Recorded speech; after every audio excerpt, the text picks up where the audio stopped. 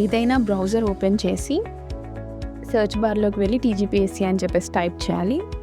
మనకి వచ్చే first website ఏదైతే ఉంటుందో దాని మీద ట్యాప్ చేయాలి. ఇక్కడ మనకి వెబ్సైట్ అనేది ఇలా కనిపిస్తుంది అనమాట. ఇక్కడ వెబ్సైట్ అని మళ్ళీ కనిపిస్తుంది, దాని లోపల వెళ్ళాలి. ఇక్కడ మనకి వెబ్సైట్ ఇలా కనిపిస్తుంది కదా. సో ఇక్కడ ఎడిట్ వన్ టైం రిజిస్ట్రేషన్ మీద క్లిక్ చేయాలి. నేను నా టీజీపీఎస్సీ ఐడి మర్చిపోయాను. సో ఇక్కడ ఎలా తెలుసుకోవాలో చూద్దాం. ఇక్కడ నో యువర్ టీజీపీఎస్సీ ఐడి మీద క్లిక్ చేయగానే మనకి ఇలా కనిపిస్తుంది.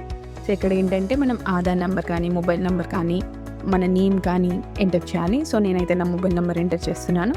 ఆ తర్వాత కింద మన డేట్ ఆఫ్ బర్త్ ఎంటర్ చేయాలి.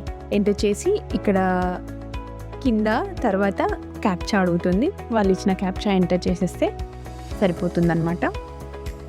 సో క్యాప్చా ఎంటర్ చేశాక గెట్ డేటా మీద క్లిక్ చేస్తే మన డీటెయిల్స్ అన్నీ ఇలా కనిపిస్తాయి. సో ఇది ఒక దగ్గర నోట్ చేసి పెట్టుకోండి.